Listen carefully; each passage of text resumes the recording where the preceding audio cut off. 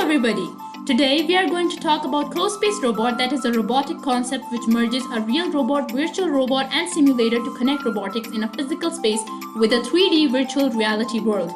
It is the official competition platform for RoboCup Junior Rescue Simulation and RoboCup Asia Pacific Co-Space Challenge. It is developed by RoboCup Singapore Association. We can say that this is an educational platform providing a fun and engaging way for young people to develop their computational skills, as robots are excellent tools to train students' competency in both academic and industry. In this brief video, I will be explaining the map of the U12 age group. This is what the screen looks like when you open the software. Now I will press on iCool and then U12. This map will appear on my screen. This is the control panel from which I can click on AI to launch the AI development panel for robot programming so that my virtual robot can move. The rules of this game are quite simple. The duration of this game is 6 minutes, and through robot programming I have to help my robot to collect objects in order to increase my score.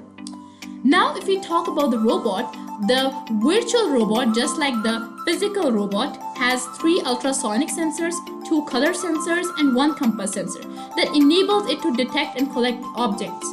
Additionally, there are 2 independently controlled motors installed that supply power to the robot so that it can move forward and then backward. 1 LED is installed in order to indicate robot status when it is collecting or depositing objects. Now let's go back to the software. Here, the score of my robot and my team's name will be displayed. Now let's talk about the objects and other important things on the map. There are 4 types of objects that the robot has to collect: red, cyan, black, and super objects.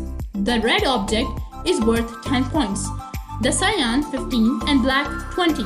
But if these 3 objects are collected on the special floor or special zone, that is on the blue floor, the blue floor is the special zone. So the red objects would be worth 20, cyan 30, and black 40 points, as objects in blue areas are worth double the points.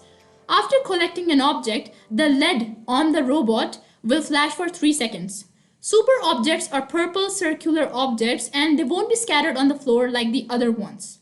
They will be created when the robot collects 1 set of red, cyan, and black, plus deposits them together at one go. Super plus objects would be created if the robot deposits 2 sets of red, 2 sets of cyan, and 2 sets of black at one go. These super objects are located 15 centimeters away from the wall, and after collecting them, the score would increase dramatically, as 1 super object is worth 90 and super plus object is worth 180 points. We can store 6 objects at one time. And they have to be deposited at designated collection boxes in orange before it can collect objects again.